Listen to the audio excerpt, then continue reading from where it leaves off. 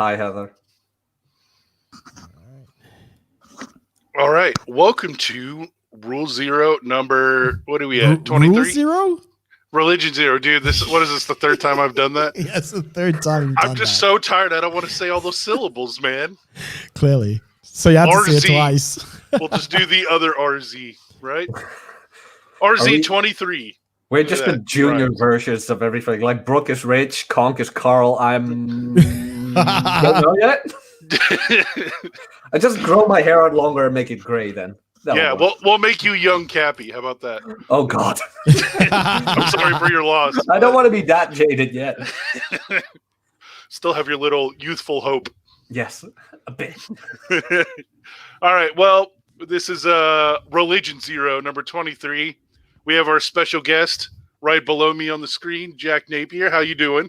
Good afternoon, evening, morning, wherever you are. I'm doing pretty well, actually. Pretty well. You too. Oh, yeah? What's been new in your world? Or give people a little update about who you are. Me. So, who am I? I am what would you call me? I am one of the first of the assembly line of the first generation of Red Pillars. So to say, the new generation of Red Pillars. I have a podcast called Red Evening that I do together with Rob Says from the Masculine Geek every Friday evening at around 10 p.m. Salt Lake City time, which is 6 a.m. Saturday morning Amsterdam. I do narrations for various audiobooks. I have done Gendernomics 1 and 2 for Black Label Logic, Carl for the people who know him. I have collaborated with Aaron Clary a couple of times, and I used to do, and I'm going to bring them back real soon, Red Pill Reads, where I do reviews of various books recommended in the Manosphere, and you can all find that on my channel on YouTube, Jack Napier Knows, and Twitter as well. Yep. And that's me. Awesome. That is quite a lot. I've noticed recently you've been focusing on minimalism. That too. I tended to see a lot of flexing in the sphere. And don't get me wrong. I mean, it is great to have money and freedom because the real wealth of money lies in time, not the stuff you can buy with it. At least that's my opinion. And I didn't see that a lot. So Cappy was one of the few who brought it up, but mostly in his books, not necessarily in his video content. So I was like, you know what? I want to bring that more to the forefront because that's really something I resonate with. Because I had this little competition with my best friend about who would get a certain number of girls first, and I won just by a short margin. And after that, I was like, okay, how did I do this? And did my wealth, my whatever clothes I was wearing, really participate in that success? And after really thinking about it, it didn't. So I was like, okay, what is the most common question in the sphere? Well, how do I get the girls out? Is the most common question. So I was like, okay, guys, if you, instead of focus on trying to throw all your money at them, just try to focus on living with as little as possible and getting the girls by as little means as possible, you'll be way more ahead than anyone. So that's why I wanted to bring that up more, especially because of fancy cars, fancy clothing, latest gadgets, things like that. And I just found out bottles in the club. Yeah, things like that. And I just found out girls don't really care about that. If you're the right guy at the right place at the right time. Yeah. So I was like, you know what? Here's my side of the story. Yeah, for sure. I think that's like a gameplay strategy, but it's definitely not the only gameplay strategy. Well, right? The thing is, there is no the gameplay strategy. Yeah. It all relies on, and maybe some people will call me to the carpet for this. I hope so, because I like having civil discussions about this. It really is right guy, right place, right time. If you like to go to the club, you'll probably find a girl there. If you are more of a kind of an introvert and you want to focus more on online dating, you'll find her there. There are all kinds of niches to go into, not the philosopher, but as in locations and groups and things like that. And there are various ways of you becoming the most high-value guy there. Take in sports, be it even chess, be it even Magic the Gathering, gatherings, sort of thing. There's probably a couple of chicks there. can't say if they're hot or whatever. Maybe some are. But if you have a level 80 paladin and she doesn't, I mean, your SMV is way higher. You win that tournament, you get the girls.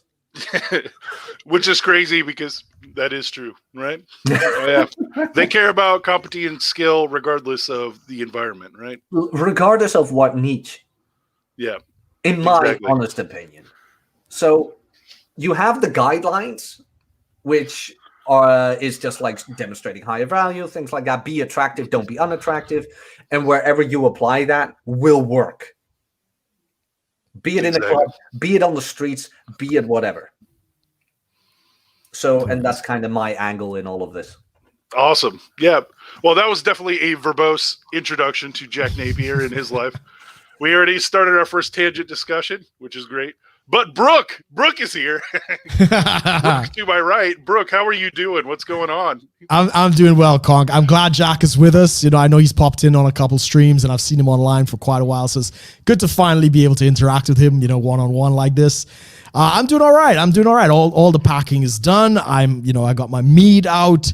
There's no podcast today, so today is a light day. Yeah, I got my mead, man. Okay, your mead. I thought you said I had my meat out. I'm like, put your fly clothes. Yeah, that's my job, man. That's defrosting at the moment, but that's a whole other story. Oh. But yeah, today is a light day, Corey, because I don't have the 10K Run podcast after this. Our good friend AMOS is out partying with the guys at Masculine Geek. So I hope he's tearing it up out there in Utah. So it's going to be a nice, relaxing Sunday for a change. Looking forward to the show, man. How are things with you? Yeah.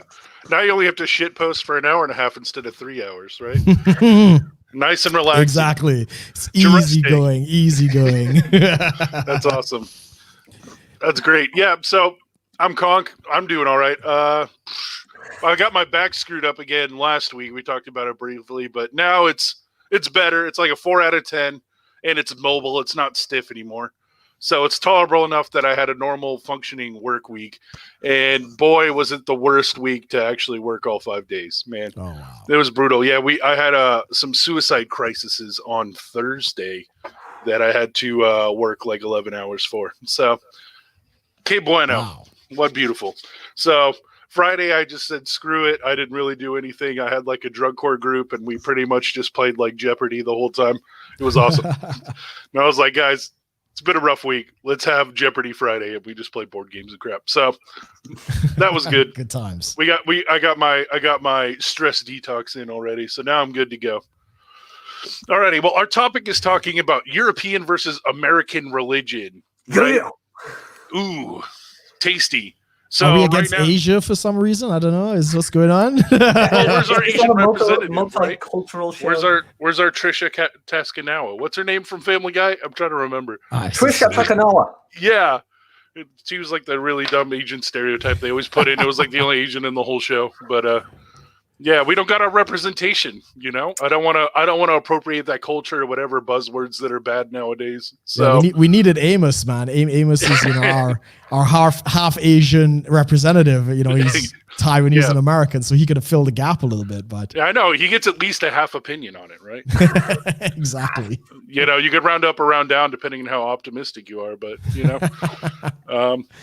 So we got me, who's in America, you know, land of the guns and freedom and bald eagles, right? And then we have Brooke, who is in the UK, right? Yes, that's correct. All right. And I have done some ministry in Asia, so I might be able to fill in a couple gaps. Oh, yeah. You'll get like a 1/8 representation or something. Yeah. It's 1/16. My grandfather is from China, but that's a whole other story. I have to hold back on so many jokes right now. By God. I don't know if you know this about Europeans, and especially the Dutch. We really don't care in our jokes about cultural appropriation or anything. Oh, Good times. You don't get browbeaten on Twitter by a bunch of middle-aged women all day? Oh, no. Man. Because we do. Yeah, Europe is bad, but apparently not in the Netherlands, man. That's awesome. I got to spend more time out there. Oh, man, you should. We were making racist jokes in kindergarten. Fantastic. Because we knew what a joke was. We really didn't care. We were just like, this shit is funny, so we're just going to say it. Awesome. That's great. So we got me in America, we got Brooke in the UK, and we got Jack in the Netherlands, right? Yes. You feel like you've lived there long enough to have an opinion?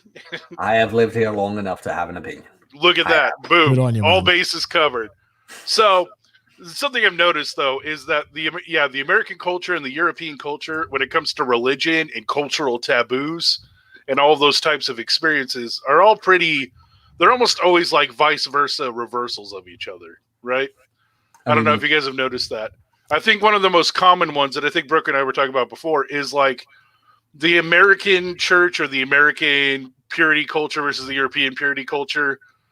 Americans are usually like everything sexy and sex is taboo, but violence is awesome. Like we teach kids how cool it is to like shoot bad guys and punch people as Superman, right? But sex is bad. If you get pregnant, you'll die. STDs are around every corner waiting for you, right? And that's all kind of our purity culture. And then I've noticed in Europe, a lot of times it's the opposite, where all violence is bad, but sex is great and funny, even at a very early age. So I don't know if you guys want to talk about that, if you guys see that as well, and where do you think that comes from? Well, to a certain point, I agree with you. Like how I know America as an outsider is it's very land of the home of the brave and one nation under God. And that's not something you hear a lot in the Netherlands. Like our monarchy is supposed to be religious, but it doesn't bear the forefront as much as in America. It's very much God bless us all, things like that. We don't have that here. It's kind of church and state are separated very well. And I mean very well. Into politics, we have a couple of political parties who tend to want to live more by the word of God. But even those, and the bigger one is called CDA, so the CDA, the Christian Democratic, what does the A stand for again?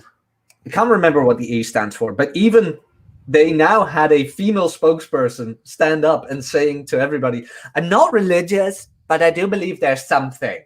So, yeah, that's about religion in our politics right now.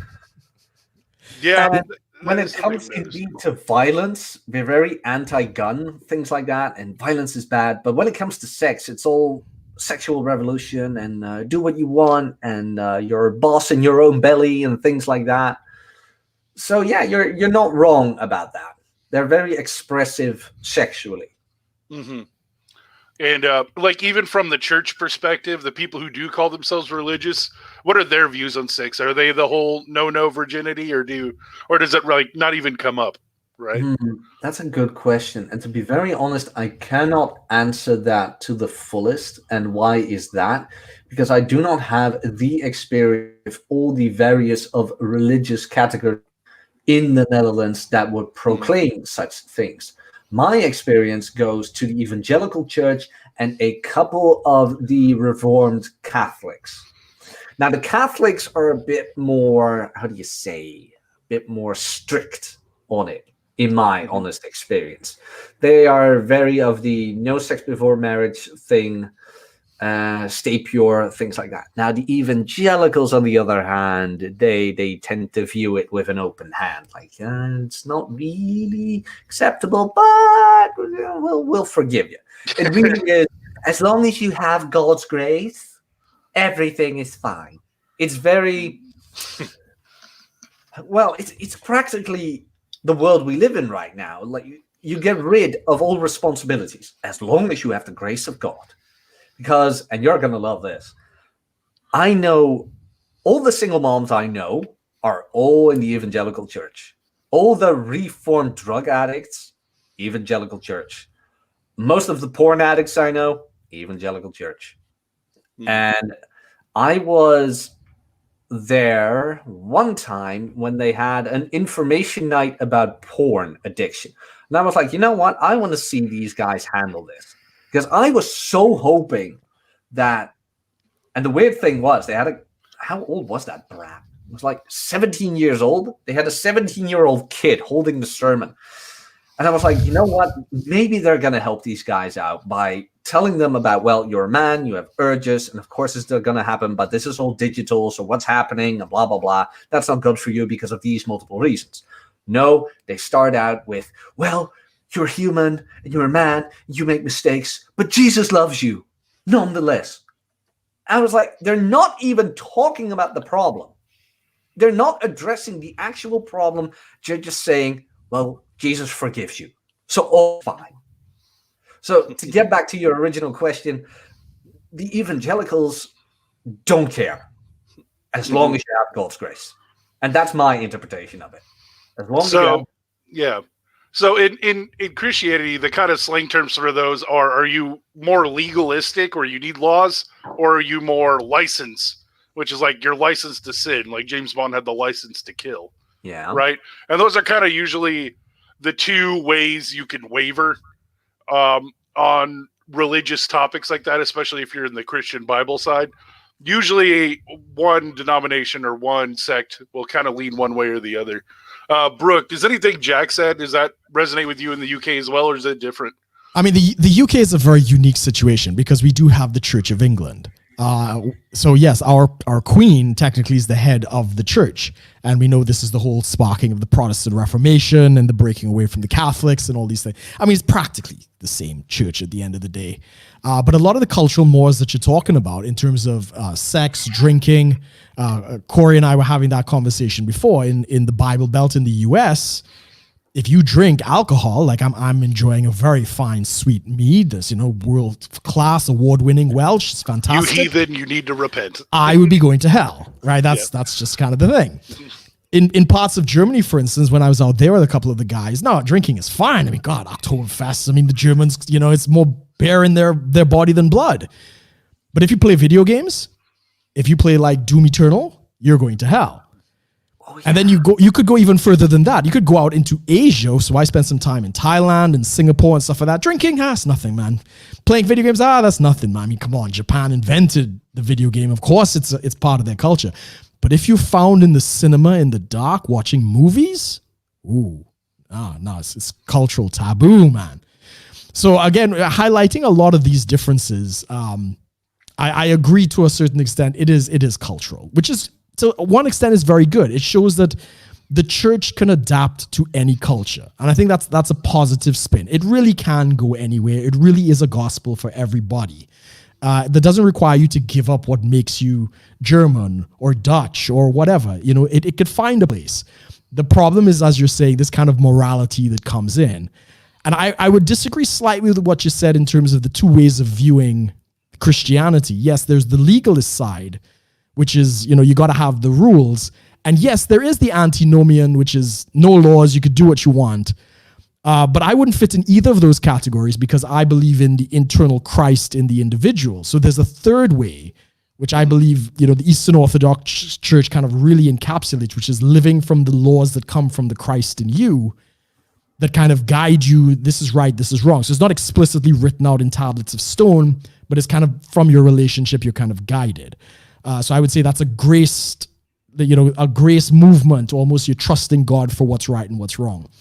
But I'll be honest, that's very rare. Even the evangelicals don't understand it. They say it, but they really don't understand it. They don't. No, they don't.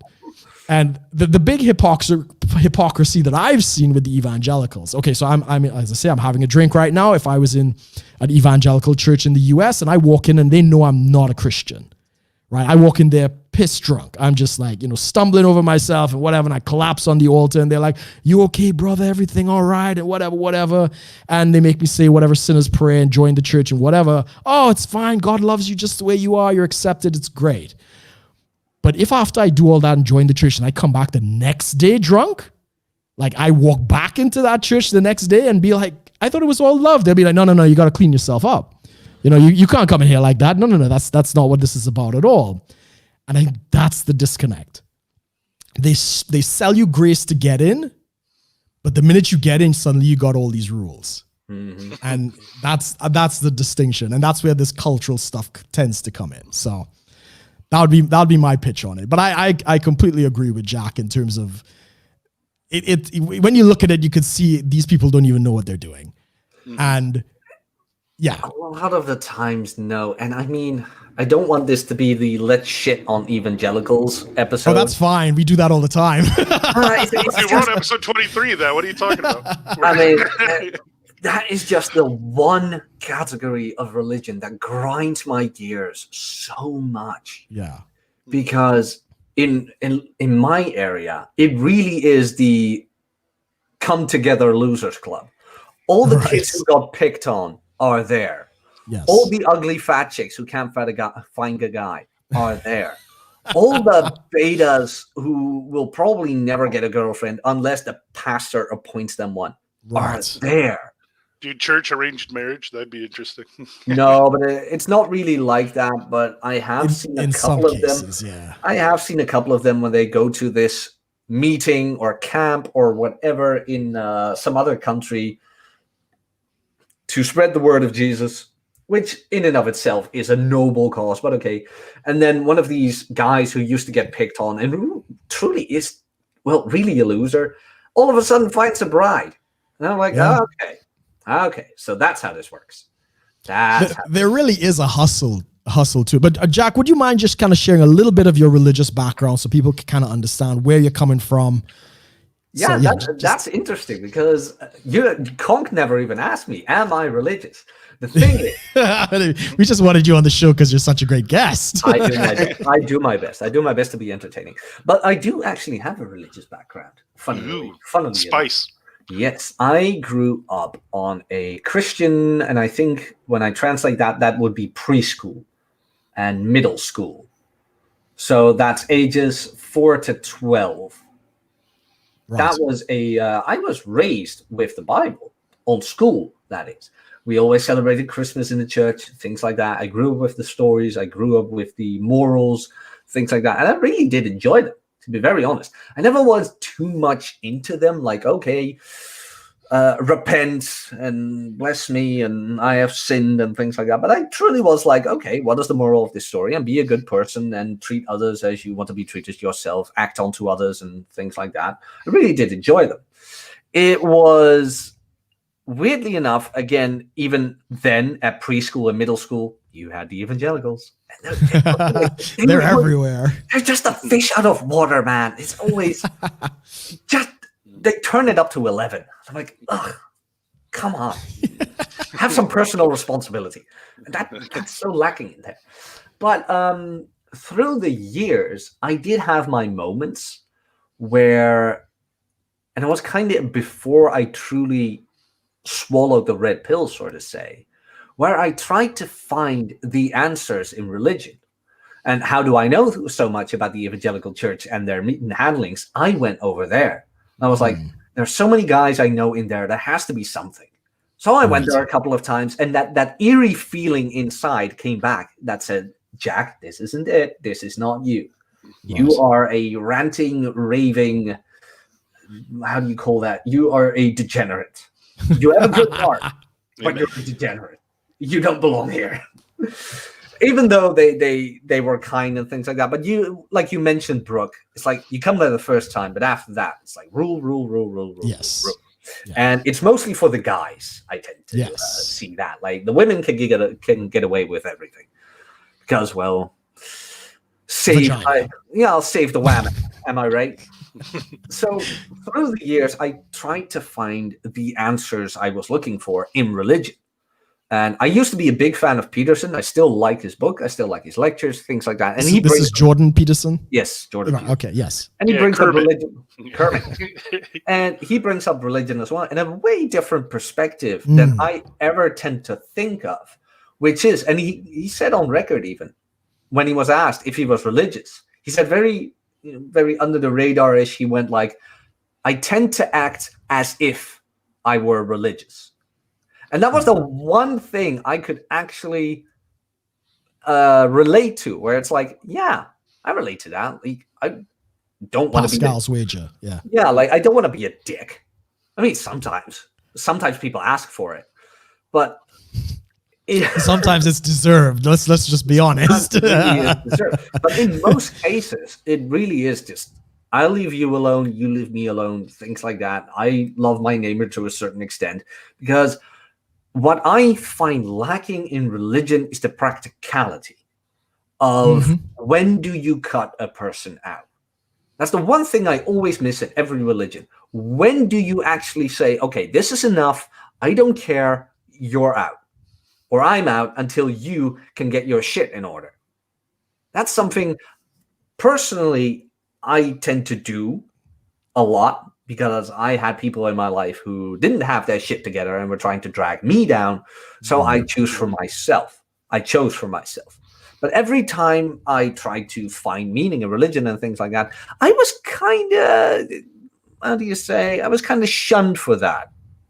Like, oh, but why aren't you forgiving them? Why did you cut them out of your life? Like, we are all children of God. To which I always reply, yeah, that's all fine and goddamn dandy. But these people will hurt you if you let them. Correct. Just because Jesus loves them doesn't mean I have to like them, right? Bingo. Exactly. Just because Jesus loves them does not mean I have to accept them in my life. Like, I forgive them, but over my dead body, then I'm going to let them close. And they couldn't separate the two. They're not pragmatic at all. So that's where I diverged from the path of religion, where I decided I wanted to go my own way more. And I know men going their way, very funny. But I diverged from religion more and more because when I look at it, I find it so naive, and not even in the Bible in itself, because I have a very close friend of mine, who is religious, and I can even talk to him about religion, and him and I tend to agree on a lot when it comes to religion, because we go deeper into the morals of the stories. Like, what do they actually tell us? Instead of all the behavior these Catholics, Protestants, evangelicals, whatever you want, Orthodox, all of them tend to express. So, and this is a very old expression. It's not like I don't like Jesus. I just don't like his fans. His Christians. I don't like his fans. It's from Gandhi, yes. Yeah. So that's a bit of my religious background. I grew up with it. I tried to find more meaning into it. And then I kind of asked myself, like, what don't you want? Well, I don't want to bow down to someone. Like, I'm here to save me. And everyone who wants to come with me, fine. But I can do it on my own. It's a great answer. Great answer. I do my best. Yeah. When you were talking about, you could accept them as Christians, but you don't want to be in their club, so to speak. Is that a good way to put it? Mm-hmm. Yeah. To me, this is something interesting and something I talked about a lot in college with some of my friends was like, sure, there's a lot of the Bible saying, like, go out and be with the sinners and the people you don't like and the tax collectors and the prostitutes, and all that stuff. Because you just want to hung around with them. But there's a difference between going out and talking to people and having a dwelling place there, right? And when we talked about dwelling place, we were like, where do you make your home? Like, where's your comfort zone, home base, right? And I think those are very different things, right? I don't want my home base anywhere near toxic people, Christian or not, right? Mm-hmm. I'll still go out and chat with people. I'll still be friendly. I'll still go out and talk to people, but I don't want to dwell in a place that I know is not going to help me in the long run, right? Mm-hmm.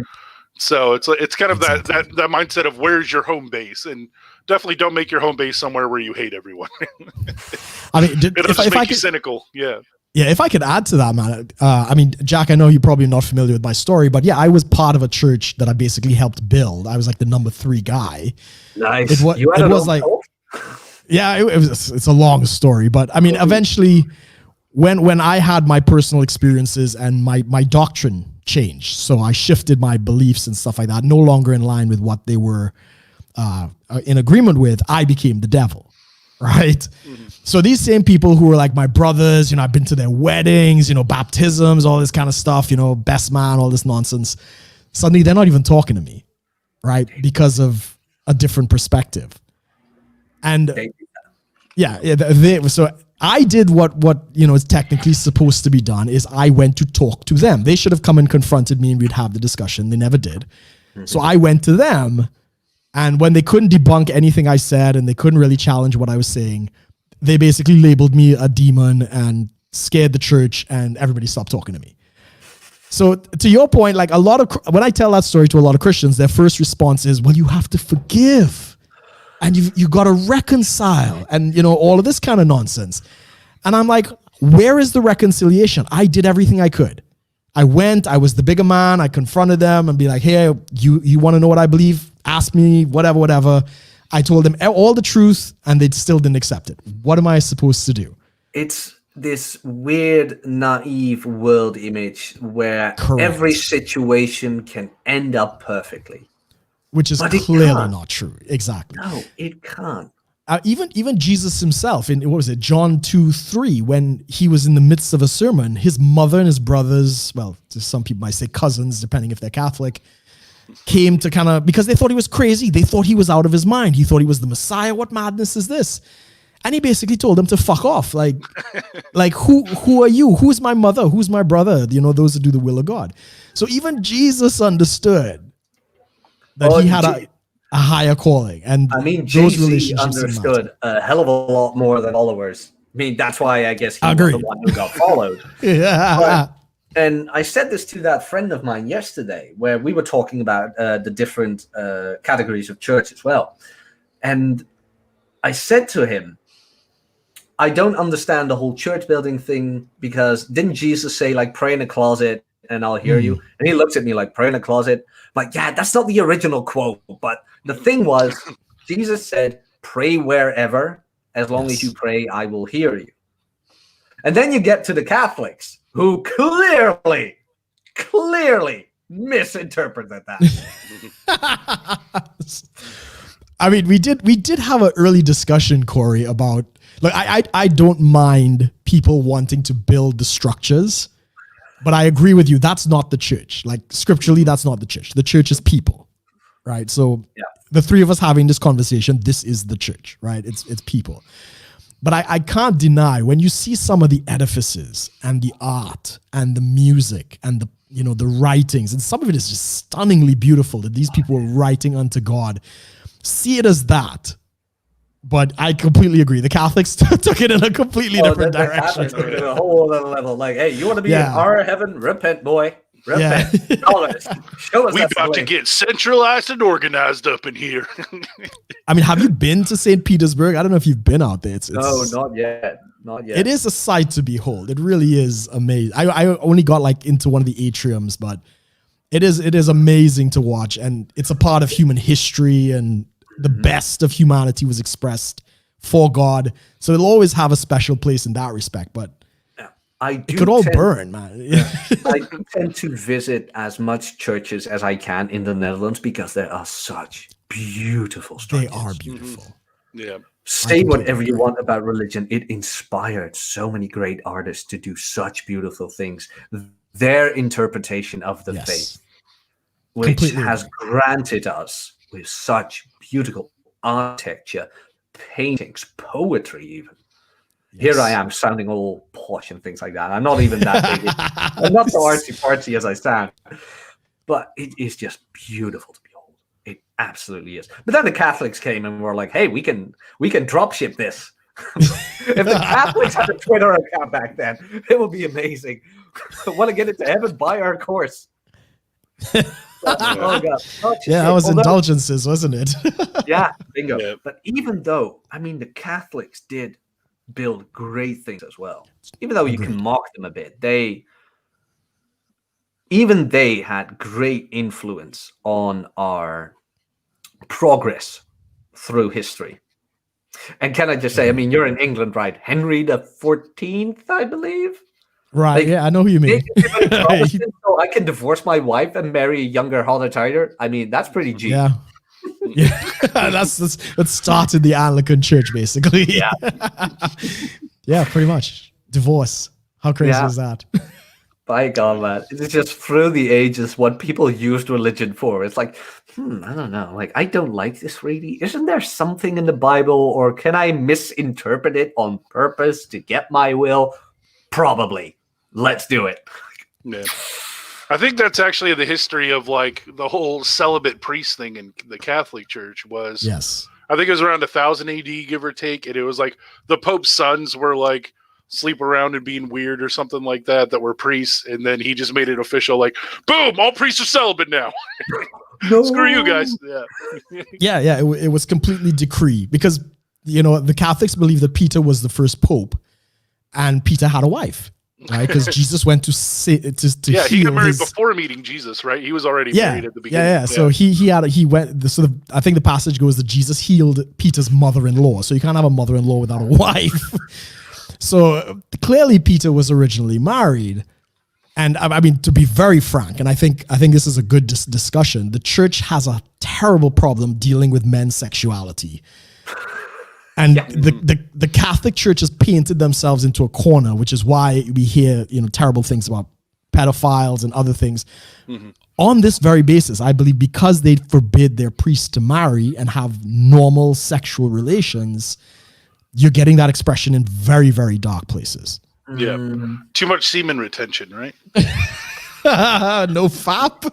I can guarantee you can track back the first school shooting to a church.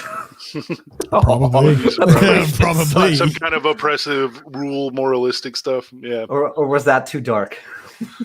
Spot on, man. Yeah. Hey, I'm the school shooter representative here. We're in the U.S., so.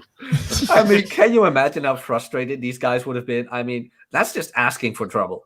That really is. You want aggression and just a ticking time bomb. Keep a man away from sex for too long.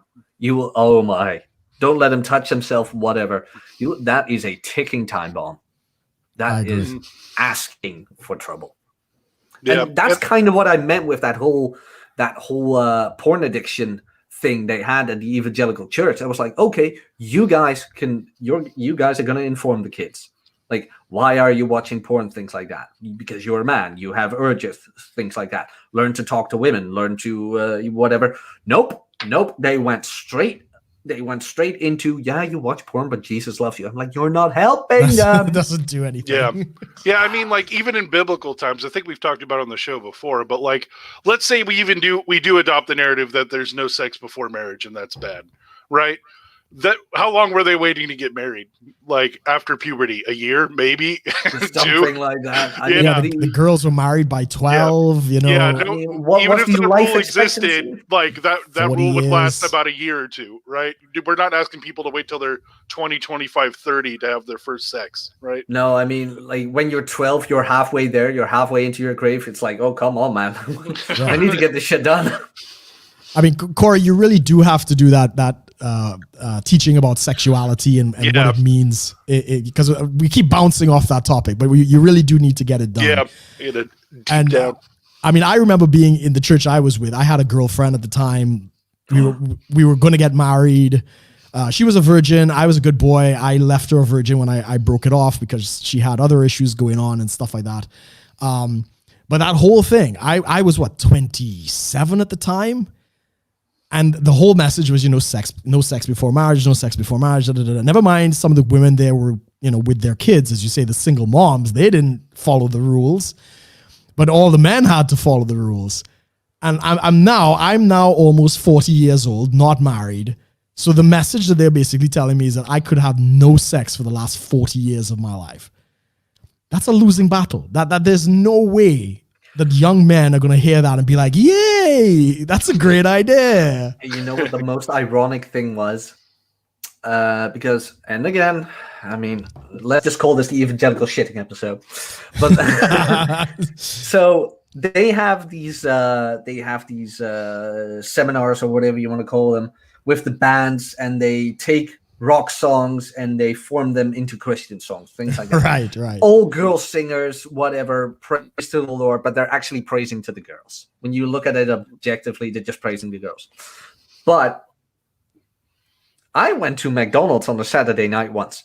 Guess who I saw there on the parking lot with all the tuned and pimped up cars? All the girls who were in church on Sunday morning singing Jesus is Grace. Yeah, those girls were getting plowed through by the junkies and the car guys, while the faithful betas praising Jesus were all awaiting them on Sunday morning. It is insane how they keep men so in the dark about what is really going on. Mm-hmm. Completely agree. And again, I think a lot of it has to do because I speaking from when we were building the church, like I said, I was the number 3 guy, but any guy who showed any kind of masculine trait, any kind of assertiveness, or any kind of, like whatever, they would shit on the guy, and they would basically be like, this guy is too ambitious. He's whatever. He's a devil. And so all of the traits that make us men, the masculine traits, honor, strength, fearlessness, all of these different things are frowned upon for the most part in the modern church. Yeah. So there's no space for us there, really. It's very, very sad to see how far we've fallen in that respect. Because it's mostly run by women now. And I think women are the biggest attenders. There are not too many women at the top yet, but I understand what you're saying. And it's mostly run by allies. And Yeah. yes, that's what we're going to call them right now. Yes. That's what Good they are. choice. Yeah. The Vici males. Is that what it is? They repent to the female. I mean, they say they repent to God, but like it just means repent to the female. Like God wants us to be grateful and fearful and loving, caring husbands. Man, I spoke to a guy who was afraid to tell his wife he or she, I can't remember, like because he wanted to do something and his wife wouldn't let him. And I asked him, why don't you just do it? And he said, well, she would let me sleep on the couch. To which I asked him, who paid for the bed? He says, me. Why? To which I responded, then why are you getting out of it? Like, you should be thankful you have a bed. You paid for it. And there was a group of guys around me, and they just looked at me in pure horror. Like, what? Who How pays the dare rent? you have an opinion? Like, does she pay rent? No. Then be glad she can sleep in the darn bed. Exactly. No. Oh, no, I was not allowed to say that. Oh, no. Like, what do you mean sleep on the couch? By God, man, you kick her out of bed. Let her sleep on the couch. Do whatever you Jeez, want. Jack, what's next? Girls poop and fart too? Come on. Yeah, apparently they do. Apparently. My God, man. But they were just in shock when I said that. They could not believe a man was asserting himself and setting his boundaries towards a woman. They couldn't believe it. That was not supposed to happen. But we don't do that here. We are respectful and do our women's wishes. And then I show up and like, no, I do my wishes. Good man. Nope. Yeah. And I think that all comes from like the women are goddesses and men are like dirty males unless they're servants, right? There's kind of that innate holiness, purity. It's almost like cartoonifying, right? Women to always be like it's not subhuman, it's the opposite. It's like above human, right? Because when we talk about, oh yeah, we're all just humans, usually that's an analogy for like, yeah, we're all flawed. We all have our problems that we're working on. I'm human, right? You just say that immediately after you screw up, right? But we a lot of times I think it's like this weird phase where like women aren't part of that, right? You can't say women are human because when you say women have flaws or they need to work on something, you're bad. Which is so weird because when you bend them over, all they want is for you to not to treat them like a human. Pretty much. So pretty ironic, isn't it? Yeah, and again, that is something, what is it? They say when men have sex, it's the part of the brain that deals with tools is what's triggered, right? So men are basically using women in their brains.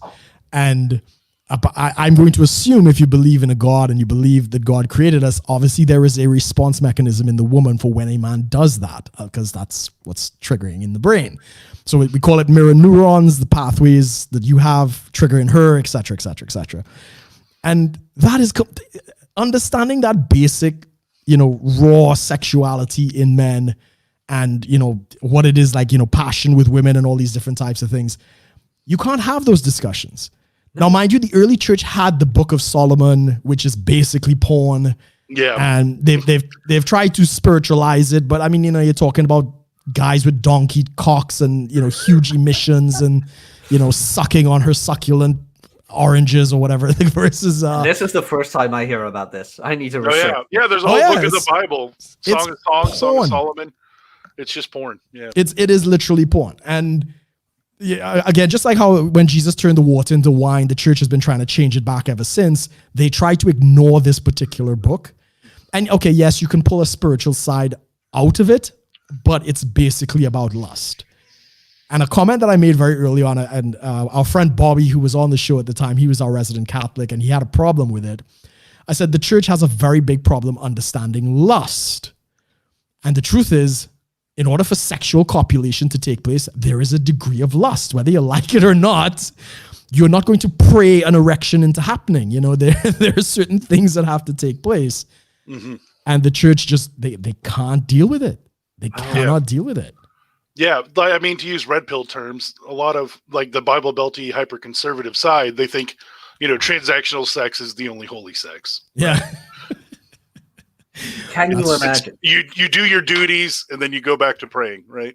Yeah, and even here in the Bible Belt, although I myself don't have experience with those girls, my former main plate does, which is ironic, but never mind. She had a couple of girlfriends around there, and those girls, as soon as they turned 16, because the legal drinking age in the Netherlands used to be 16, she even told me the girls who were raised the most religious were the most rebellious. And they were, as soon as that calendar hit the 16th birthday, they were out. They were out drinking, partying, you name it. And guess who returned pregnant the most?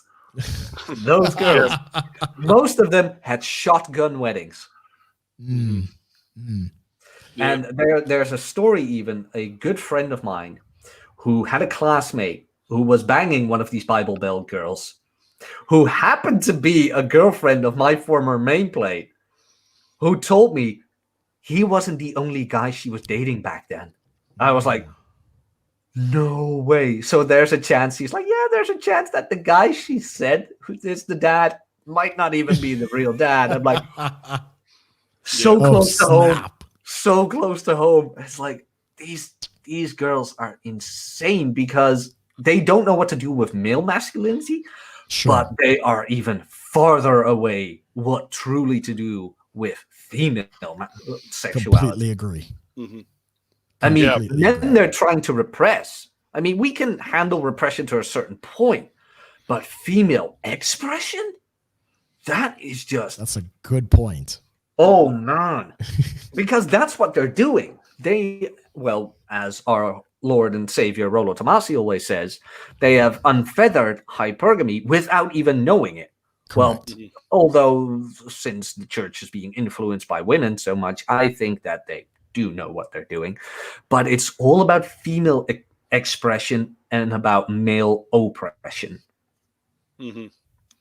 The plow horses, right? Yes. Or in the churchier term that we've used before is the chair stackers, right? In the church. Yeah, because it's always called on the young men to go and do all of the manual labor around churches, like stacking chairs and all of that kind of stuff.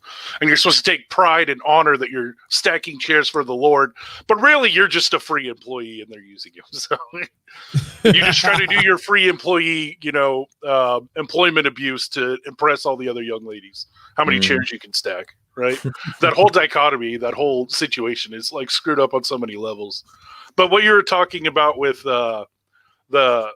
have a term for those girls and those guys that are the children of the pastors, right? Mm-hmm. We call them PKs, which is pastor's kid, and it's such a common phenomenon in America. We have the slang for it, PK, and so like sometimes. If you're in some kind of weird thing like a Bible study or some kind of religious situation and somebody's acting really weird and they're like, what's up with that guy? And you go, oh, he's a PK, she's a PK. And they're like completely like, oh, okay, I get it. Right.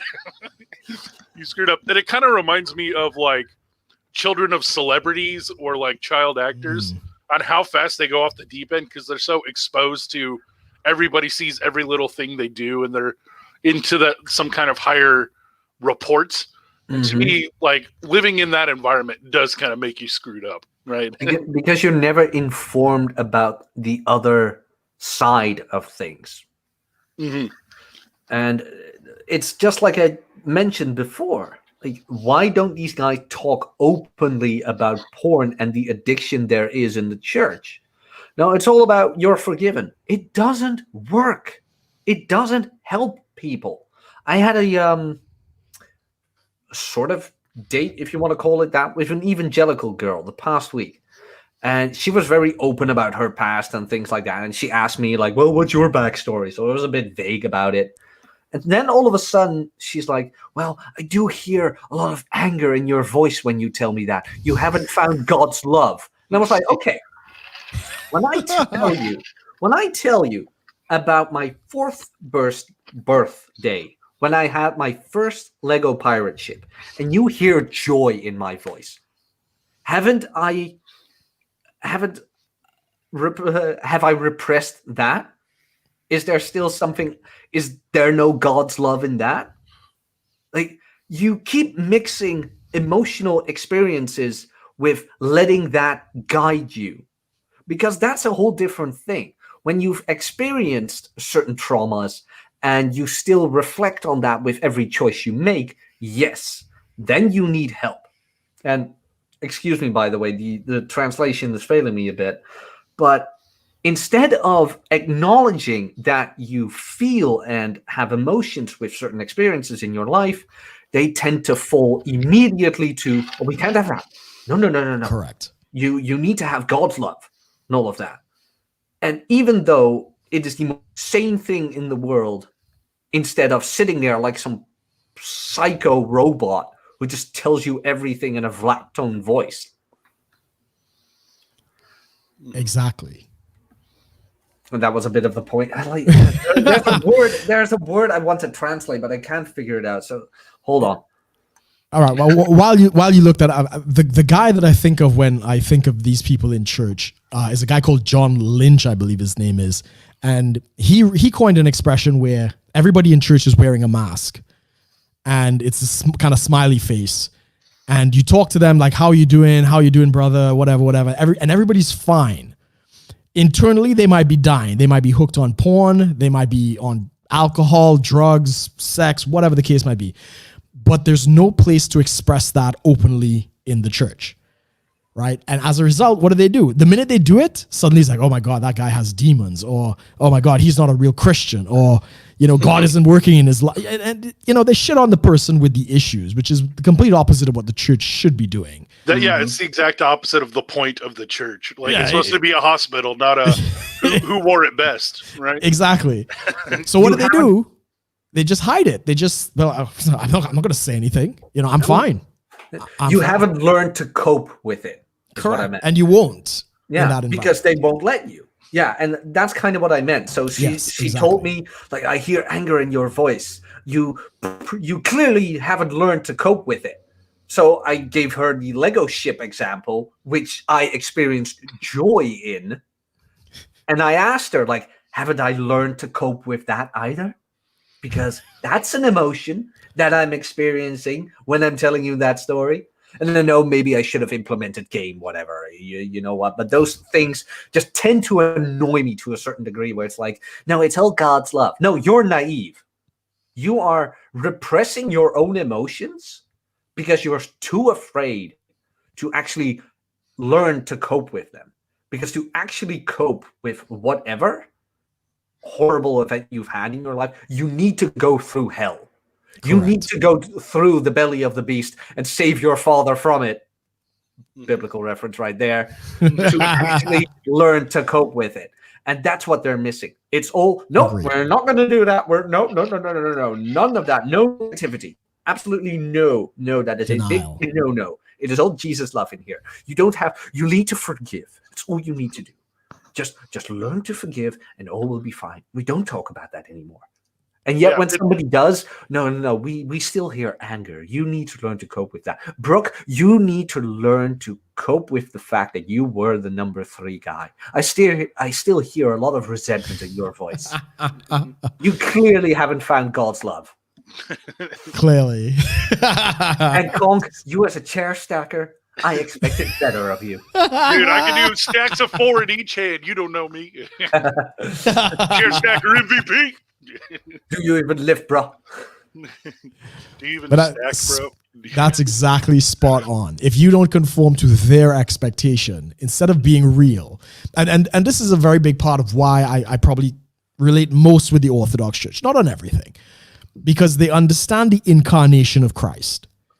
The incarnation of Christ changes every piece of theology, where God incarnates a human being and becomes a man. That is the ultimate stamp of approval on your humanity. That is the ultimate. It is okay to be human. It is okay to feel. It is okay to experience. It is okay to have this human experience. Where the evangelicals and a lot of, sorry to say, even the Catholics do it, is they try to separate man from God. So your human experience is not the real experience. You got to live in this, love of God experience, this super spiritual experience, and deny your humanity. So if you're going through pain, no, that's not real. You must focus on the super spiritual. And that's one of the early heresies of the church. It was called Gnosticism, where everything in the physical world was considered evil and only everything spiritual was good. And your whole purpose in life was to escape the physical into the perfect spiritual through secret knowledge. That has creeped into the church now, where there's no more validation for the human experience. And that, I think, is absolutely terrible. Absolutely terrible. It is. It absolutely is. But hey, Conk, you now had a bit of the European, at least, perspective of it. How's that in the States? Is it that separation of humanity and the spiritual as well? Or can you at least express yourself a bit there? It's tricky because in America right now, we kind of almost have like two fighting churches, right? We have like the Bible Belt church is what we've mostly been talking about here, but we also have the big city Democrat churches, and they are talking two different languages, right? And they mostly hate each other's guts more than actually talking about real issues. So you've got your Nashville, Tennessee, and your Arkansas churches, right in the Bible Belt, and in Missouri, right, which is where I am now. It's like the northernmost southern state. But then you also have the churches that you see all the time on Twitter and stuff, which is like the ones in LA and Seattle and New York, all the big Democratic city churches. They're all talking a completely different language, and all they do is just take turns shitting on each other with the conservative and the liberal churches, right? And so when you ask, what's the American church like? Who are you asking? You know what I mean? Both of them have very different worldviews and very different horse blinders on how they see the world. So, has it gotten that far that when Trump says, and God bless you all, there are some people who would say, well, not my God. My God wouldn't vote Trump. It hasn't gotten that bad, has it? Yeah, it would. Yeah, it is 100%. Probably in like some that. parts. Yeah. I wouldn't deny that. Especially depending on how close you are geographically to the epicenters of like Seattle or Nashville, right? Yeah. So depending on how close you live to those geographically, they're trying to speak for everyone around them. But yeah, it does get that far that Jesus would never vote for Trump, or Jesus is Trump is the second coming of Jesus. And you get both political extremes in the churches, and that's almost like their foundations at this point. It's kind of crazy. And I mean, relatively though, Jesus was pretty dang apolitical. He didn't really care about government. He just cared about who are you helping? Who are you hanging out with? You know what I mean? To me, the New Testament was very micro scale. It wasn't very macro scale politics, right? Yeah. It was, how are you treating that homeless guy on the corner? How are you treating your neighbor? How are you treating the people that are literally around you right now? He didn't really give two shits about who was the emperor and if he's good or bad. And it sounds very socialist, but he was pretty much a libertarian. He did it all himself. He didn't ask for government handouts. He didn't ask for free gimme-dats. Mm-hmm. He was like, hey, help that guy. I'm going to help him. He did steal his tax money out of a fish once, but I don't know if that counts. Really?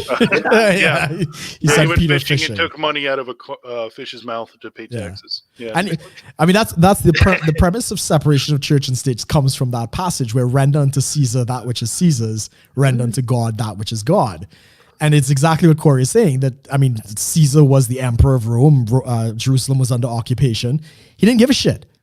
Right, he really didn't care. He rarely addressed the fact of the Roman occupation, and this is what confused the Jews, because they were expecting a Messiah to come back and champion to take over the world and make them the rulers, like co-rulers with them. Which is so... And that's not what he did. Which is so weird indeed, because what I always found, looking back on all of it, like the way of Christ himself, he was, how do I put that? And not to sound too modern or anything, but he really, he was one of the first examples of not being a materialist or whatever. He really was, just do good and you'll be fine. There is no true value to be found in all your belongings, as long as you have yourself. There is no value to be found in the approval of others if you can't even live with yourself. It's a very good way to put it. Yeah. That's a very good way to put it. And how Brooke was talking before, that Gnosticism, that old heresy, that everything in the world is evil and everything spiritual is good. Jesus didn't see the world necessarily as evil. To me, most material thinks he was indifferent or apathetic to it. It's not relevant. It's like, how do you feel about that screwdriver? I don't know. It's a screwdriver. I'll use it if I need it. Right? Does it drive screws? It doesn't have big, huge spiritual connotations if I use or don't use the screwdriver. But in terms of his reputation, you're exactly right. So the story of Zacchaeus, which I keep going back to, and this is how you know that the evangelical church has it completely wrong. Zacchaeus was a tax collector of the Jews for the Roman Empire. So he's a Jew and he's collecting money from his own people to pay their oppressors. So he was like worse than a dog. So the Gentiles were dogs and he was worse than a dog in Jewish culture. And Jesus sees him and shouts across a crowd, Zacchaeus, I am going to dine in your house tonight. And in Jewish culture, to dine and break bread with somebody is like, you are family, like we are almost in covenant. And this was somebody who the Jews absolutely hated. So that would basically be the equivalent of us saying, right, we're going to have dinner with Osama bin Laden, right? Like we're going to, it's like such a radical shift in the thinking. Now, in terms of ministry reputation, that's not the greatest way to go about it. You know, this is not exactly an upstanding citizen. Jesus didn't give a shit about that. In fact, the Psalms would go on to write that, look, he labeled himself amongst the beggars, meaning when he was crucified, he was amongst all the thieves and the beggars who were crucified with him. And he was willing to basically humble himself to that point. Like, I will look guilty, even though he wasn't. I will willingly look guilty to express my love.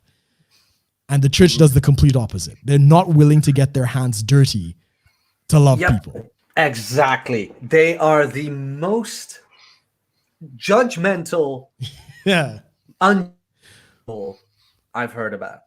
Yeah. Well, they're judgmental to everyone else. They definitely forgive themselves a lot. At least in my experience, because I don't want to generalize. And why don't I want to do that with religious people? I mean, I grew up on the internet with the Amazing Atheist and guys like that. And back then it was, oh, religion sucks and Christians, blah, blah, blah, and everybody sucks. I never tended to view it like that. Although, in my experience, again, Jay-Z, cool guy. His followers, not so much. Pretty much. With his followers, it is, don't judge others, things like that.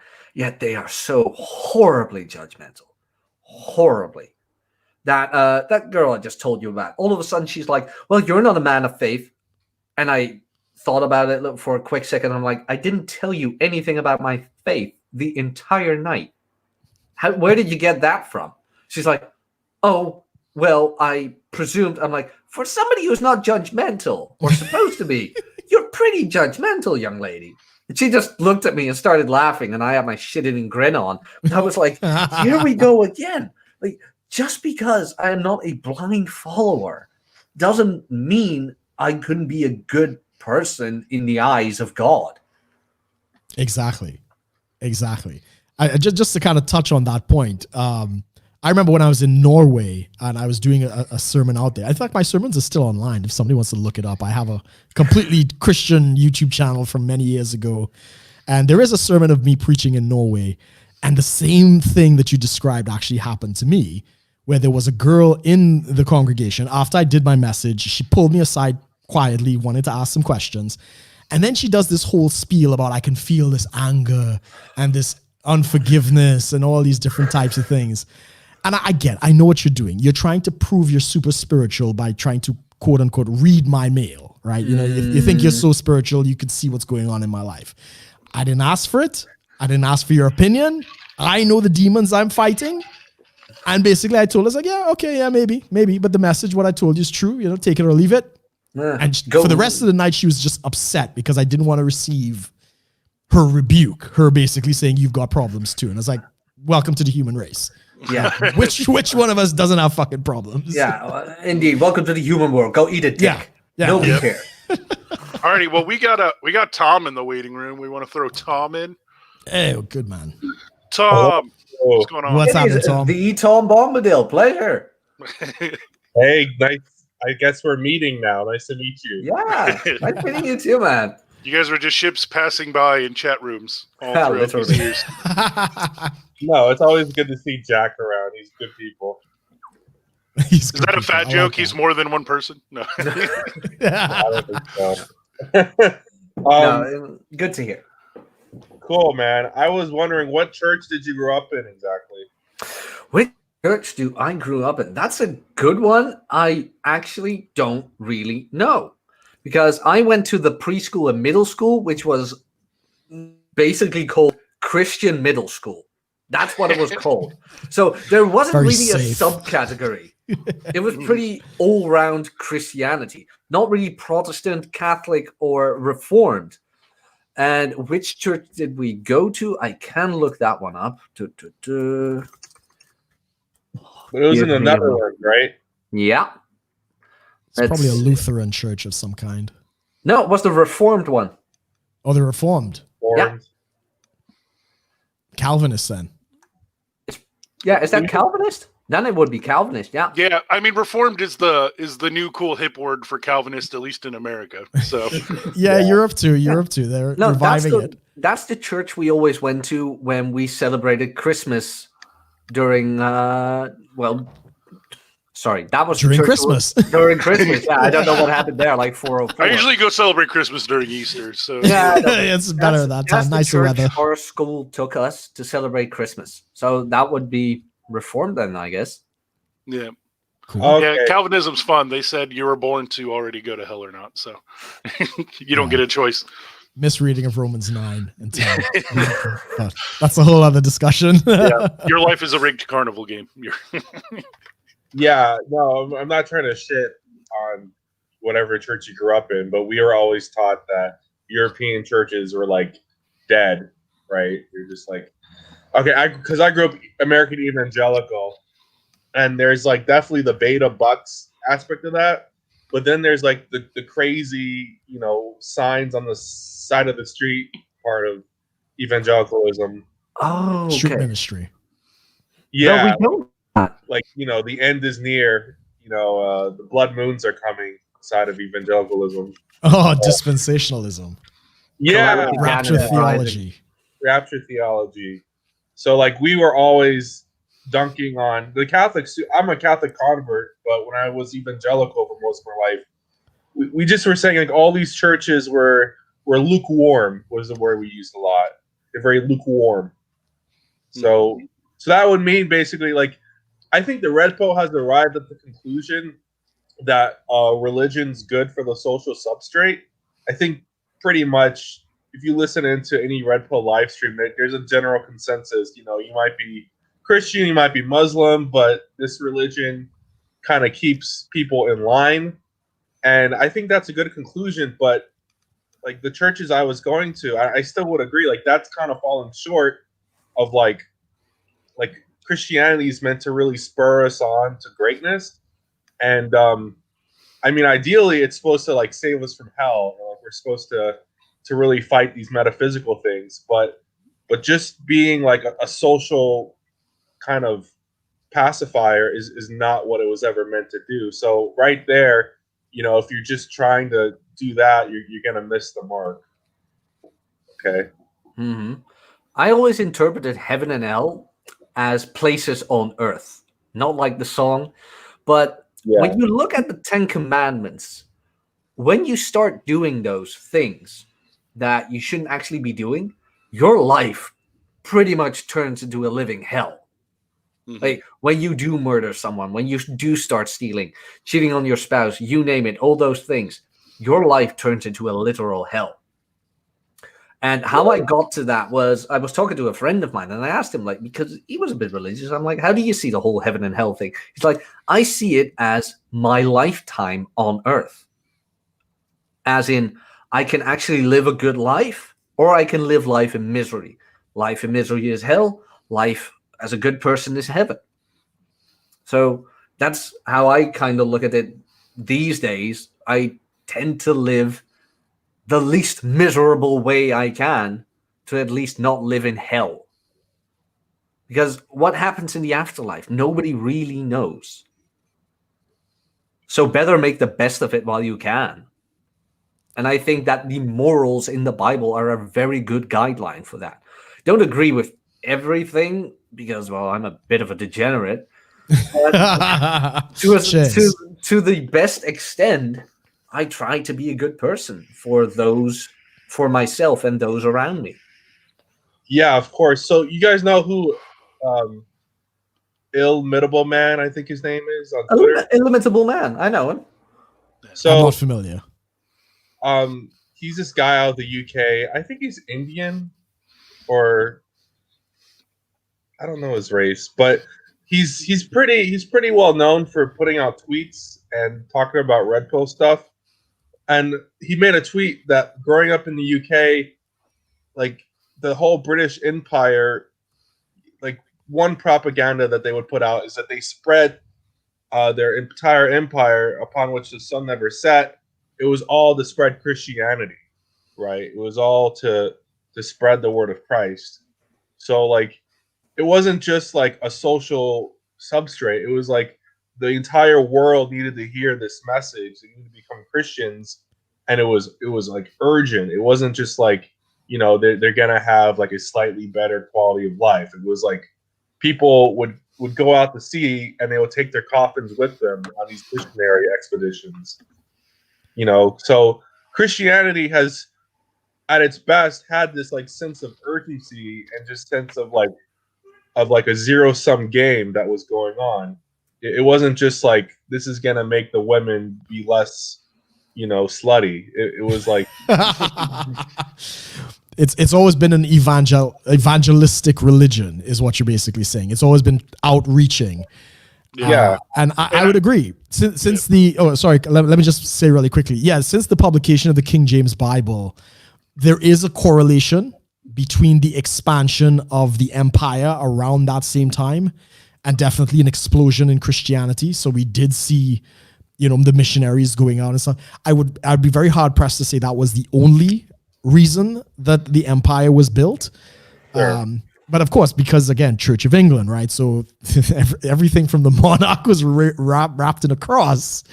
So there's a lot of church and state kind of thing that's playing out in that whole thing.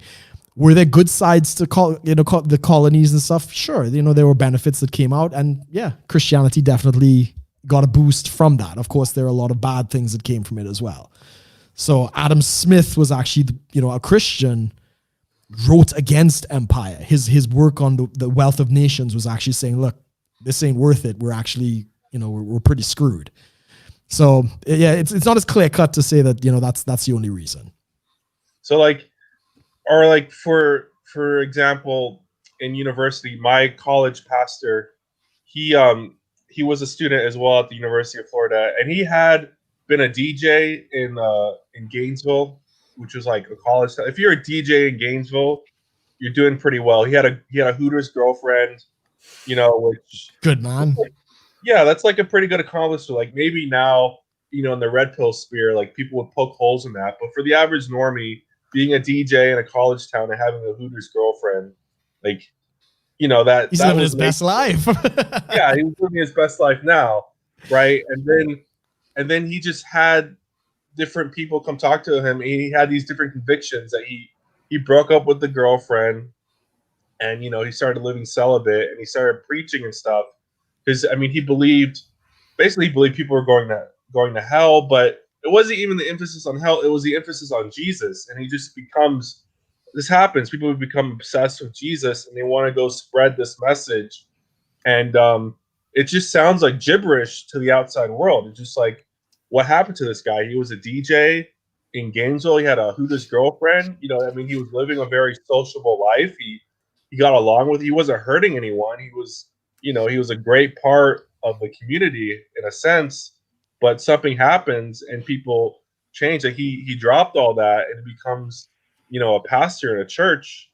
Like there's something going on there that it's like it's not just a social substrate that makes, you know, women behave. Like there's more than that going on. I guess that's my point. That's the only point I wanted to make is like I think it's good that the red pill is acknowledging the utility of Christianity, but there's so much more to it than that.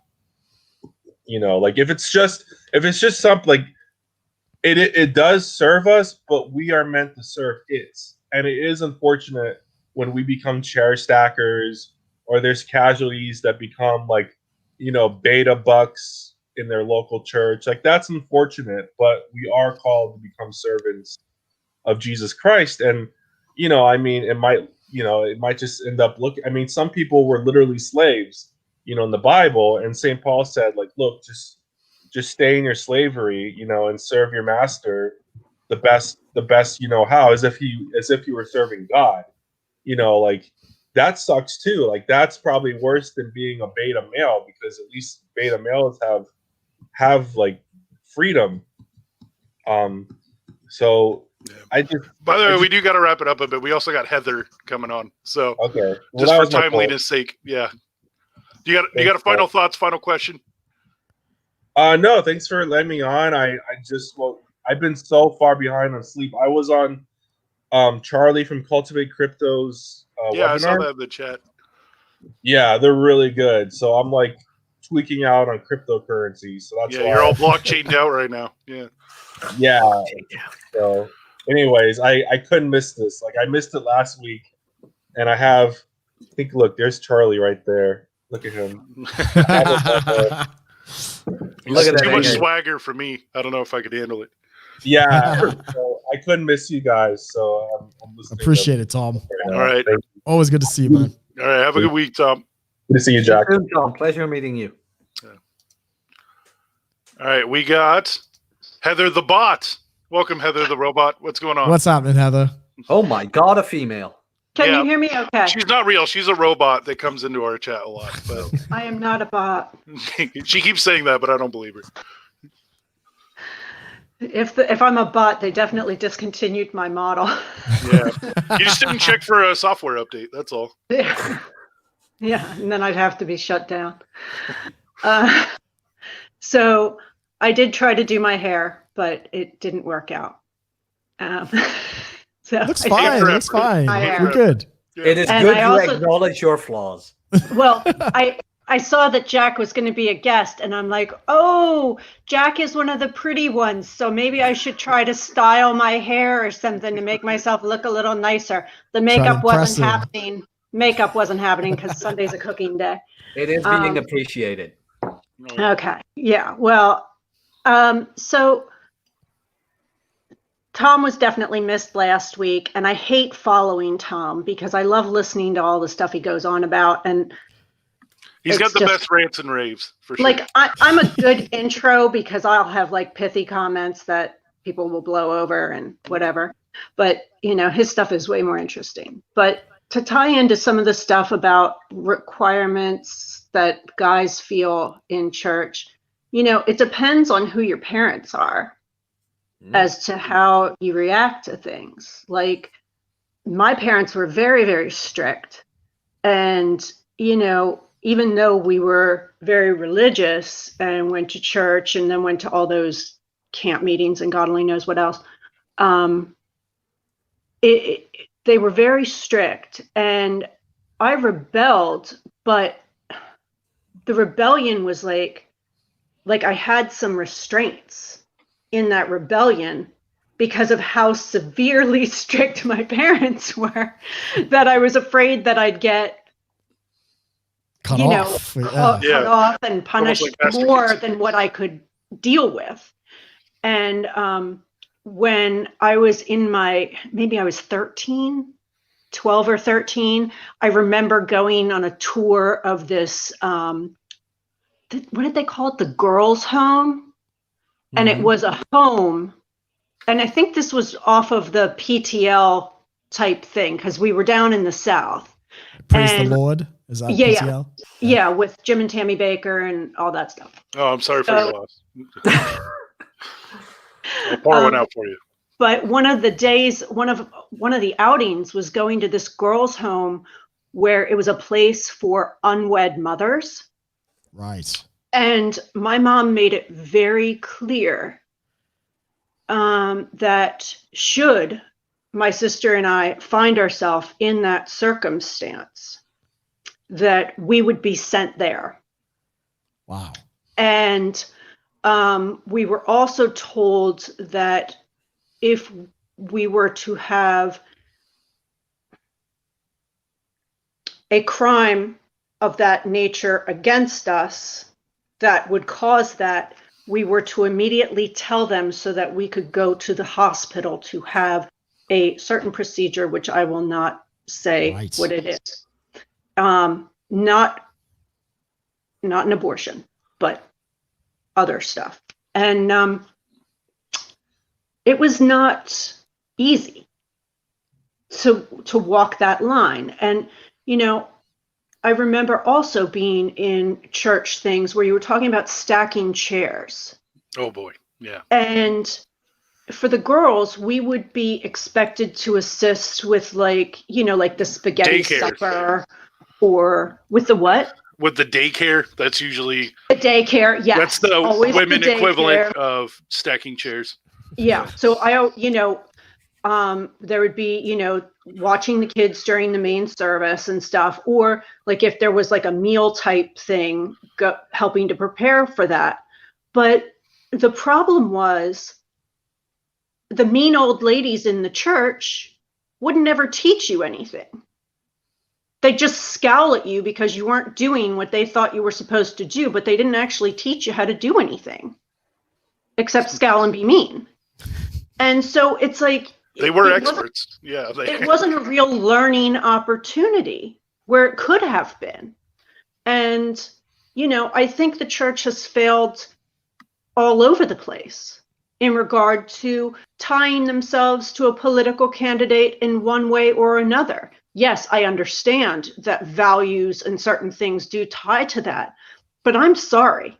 I mean, aside from the fact that I've already made it clear that I am not a fan of the current president of the United States. The thing is, I never really liked him, and I'm a fan of Martha Stewart. He insulted her years ago, and I thought it was toxic. We're getting to the real nitty gritty. Stewart policy. That's right. Yeah. I thought he only insulted Rosie O'Donnell. No, years before, he didn't like her version of The Apprentice or something like that. But the thing is, I don't think that he or any other candidate should be represented in a religious way, like looking to tie into that. And I kind of find it somewhat blasphemous when he does certain things, like holding up a Bible and waving it around and stuff like that. Yeah, it's pandering, but that's part of the job, right? Oh yeah, I agree. Yeah. I mean, and everyone does it. But the thing is, I never really cared for him. So it's like, why would I suddenly care for him now just because he's pretending to be religious for whatever reason? You know, it's like, I'm not going to fall into that. And I'm not going to fall into it with any other candidate either, no matter what the party. Oh, look at your hat. Now, I can't see. Is that one of those... It is, yeah. Make America great again. Yeah, and Jack, you can't wait to get your mail-in vote from the Netherlands. Well, good for you that you like that and you enjoy that, you know. But it's like, I just, you know, everybody's got their thing, but I really just don't like religion and politics mixing together at all. I just think I agree. It's asking for trouble. There has to be separation of church and state. And I was glad to hear what Jack was saying about that. There's a lot of separation of that over in the Netherlands and stuff. I thought that was very interesting. And it was a great show. And I'll bow out before I continue to blather on too much. Oh, no problem. I'm putting it in the chat now. There's a really good book I could recommend for people if you're trying to figure out the relationship between Jesus and politics. There's a book specifically about that I really like called Jesus Untangled, and it really dives down to like, is Jesus really a Democrat or Republican, or does he really just not give a shit? No. And should we give a shit? Right. Right. And Right. so No, I that's definitely recommend interesting. everyone read that book. It's on Audible, it's on Amazon, it's on Kindle, it's on everything. So I'm always looking for more reading. Thanks Oh, so yeah. much. no problem. Thanks All for right, you joining have a us, good Heather. weekend, Heather. Thanks for being on, Heather. There. Fantastic. I just could Awesome. not resist. He says he hated Trump. I'm like, I'm gonna get my hat. It's one of the easiest shit posting props of all time, right? I mean, it's just great. You That want to is piss off people. fantastic. You want to piss off people. You just get that.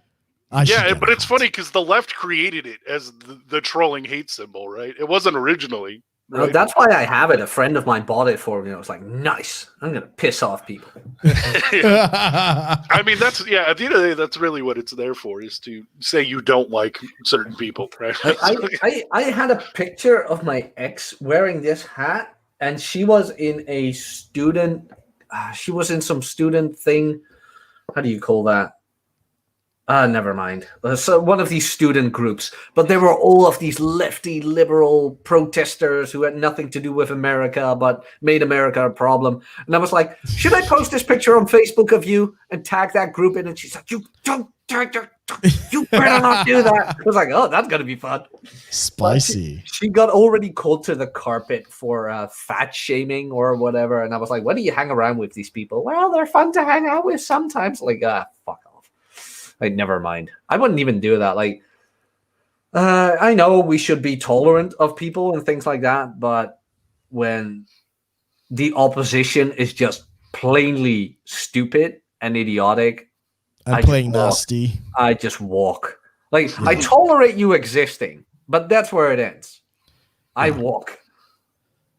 It's sometimes not even worth having the conversation with some You of these should- people. Yeah. I mean, practice stoicism, man. Don't do it. Yeah. Don't try to convince people of your viewpoints, because you will be wasting time and precious air. Yeah. They will Especially- They will either find out by themselves or not at all, which makes you win nonetheless. Exactly. Mhm. Yeah, I think the big thing is people are still trying to get into that collectivist mindset of my team versus your team, right? I am And- my team.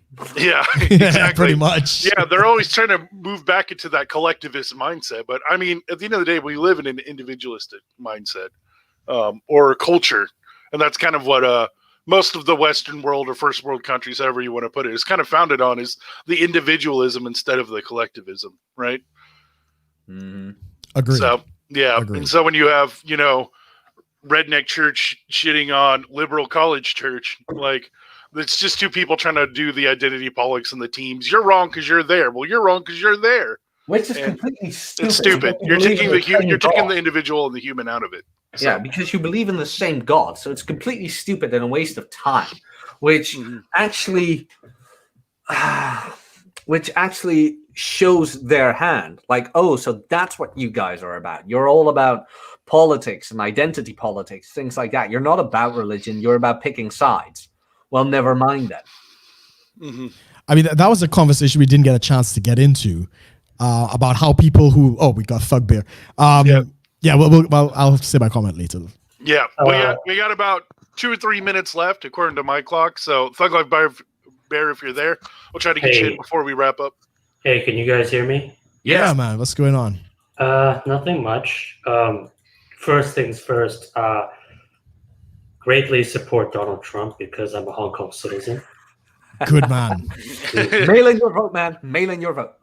I can't vote because, immigrant. But Democrats don't seem to have a problem with that. yeah, well, I was going to bring the topic of separation of church and state, and I don't know if you guys have covered this before or not. Have we considered it might be a mistake? I'll chime in on this briefly because we actually don't have separation of church and state in the UK, as I kind of pointed out. But ironically, the countries that actually have a merger of church and state tend to be the most atheistic societies. Yeah, I was about to Yeah. say that. Yeah. Yeah, Which is- I was exactly going to cite the British results because, well, Yes. I'm not an American. I don't know how American you guys are, but a lot of the precepts that people keep thumping the table over, especially with regards to the American system, separation of church and state, separation of powers, in theory work a certain way, but we've never actually seen the tyranny that it's supposed to bring about. We've never actually seen the results that it claims that it pushes back against. So, for example, with separation of church and state, well, we know that it's supposed to be, and I'm not a big theocrat, right? It's supposed to stop the state from taking over all of the religious aspects and take over the spiritual side as well as the material side. Yes. Correct me if I'm rambling the wrong direction. Well, I was going to say more with regards to the left versus right angle, the Democrat-Republican thing. So one thing the Democrats the left has been doing is, even though they've been railing against religion, they've been pushing their religion nonstop on their side, and the Republicans haven't necessarily been pushing back. And I can say this because I'm not an American, so I'm not technically on either side, and it's quite bloody obvious that only one side is punching forward and the other side's not pushing back. You know. Mm-hmm. By the way, we are agree. relatively short on time, so is there a way to summarize the question? Yes. Have we considered that separation of church and state might be a mistake because of what you've done essentially is replace religion with non-religion. Yeah, like a As like an secular ideology? humanist. Yeah. Yes. Okay, Political what religion. mistake? Short answer, no. Why? I think it's up to the individual, and religion and ways of life should not be forced down anyone's throat. And as soon as you get the government involved, that's what's going to happen. So I am very glad those two are separated. I would mirror that point, and I understand the issue of how it's been flipped in the US in the Supreme Court, where the state is now crushing religion. So we had the 10 Commandments in the state house in Texas. And that's not what the premise is about. The premise is about the government should not establish a national religion, because you could get, pretty crazy people doing crazy things in the name of your state religion. So I understand that premise, and I agree with that. What's happening in the US is a bit of a perversion of that, where they're trying to stamp it out in any public space. And I don't think that's what it was intended for. But that's a Supreme Court issue rather than otherwise. I mean, I'll extrapolate it because, I just thought of this question and I didn't really go deep into it. But what's happening in the US with the left is that they've been evangelizing all of the social justice issues, all of the diversity issues, all of the name any pet secular non-religious, quote unquote, non-religious issue, that they've been pushing politics as a replacement for religion. So what really happens is Statism. When you separate it is or environmentalism. What really happens is, from what I can see, is the official religions get pushed down and the non-official religions get pushed up because they're technically, quote unquote, not a religion. Yeah, state sanctioned. Anyway, you've answered your own. I think you did answer your own question. You answered your own question. You see what happens when the state sponsors these non-theistic religions, how they have the dominant power in society. The reverse, even if they're pushing the traditional religions, they'd have the same type of Your problem divisions. is not a lack of religion. Your problem is an overextension of government. Of government, yeah, exactly. Yeah. That would be my point. And that is the answer to the question. Yeah. Anyway, it was a thought experiment anyway. Because I was going to give my 2 cents real quick. Is one, I think the separation of church and state is good from from a main standpoint of if we pick a religion, what's it going to look like? Are we going to start kicking out other people? I have a lot of atheist friends. I have Buddhist friends. I have Muslim friends. Are we kicking them out because it's now a Christian nation? Right. I think the point of that separation of church and state is that it's a freedom of expression of different religions. Yes. And the other point too is the more practical side. Like, there's a reason like we care a lot about free speech is because once you have the state choosing what speech is free and not free anymore, like that's a slippery slope, and it's just going to get crazier and crazier and more strict, and you're pretty much in 1984, right? And just do the same thing with religion. Yeah, where you can go to jail for hate speech, but who decides what's hate speech? Yeah, You're exactly. like the government's like the one thing is the big thing with the government everyone has to do here is the DMV, right? Everyone hates the DMV. It's long lines. It's inefficient. Everyone hates being there. Even the people who work there hate working there. That's like direct. That's like the most direct to me state to human relations. When you want the state to control something, do you want it to become a DMV? Do we want DMV grocery stores? Do we want DMV churches? Do we want DMV nonprofits? Nobody wants the DMV. And people don't know what they're asking for usually, because that, like in the practical, it's probably going to turn to a DMV and a slippery slope of what kind of forms and money and processes you need. And it's always going to be an ever-changing goalpost. So that's why I'm cool with separation church and state, because I'd rather have the freedom of choice over the government telling me what I have to choose or else, right? So that's kind of my whole spiel, but we are definitely over time, and I appreciate I will coming in. hop off the studio and let you guys go on then. All right, awesome. Have a good Thanks week, for coming man. on, man. Yeah. Thank you. Thank you, Thug Life. So, I mean, separation of church and state could be a cool future episode. We Tom. will do an episode on that, I'm sure. Yeah, Absolutely. but yeah, let's do our wrap up. We're a little bit over time. Jack, you got anything to plug? Anything coming up for you? Anything coming up? Well, the link to my channel is in the chat. Follow me on Twitter at JackNapier. I've got all kinds of exclusive content, which you can all find on there. What's coming up? The next Red Evening next week, and I'm gonna do a couple of videos this week because I am behind on material, man. I need to get my work up again. So yeah, just follow me on the channel, and you will find all kinds of content right there. And after the show's over, I'll put the links for everybody in the bottom too. I just didn't have time this week. It's been a crazy week, but yeah. Fantastic. Tell Rob I said hi. You know, he's been a guest on our other podcasts. Yeah, definitely.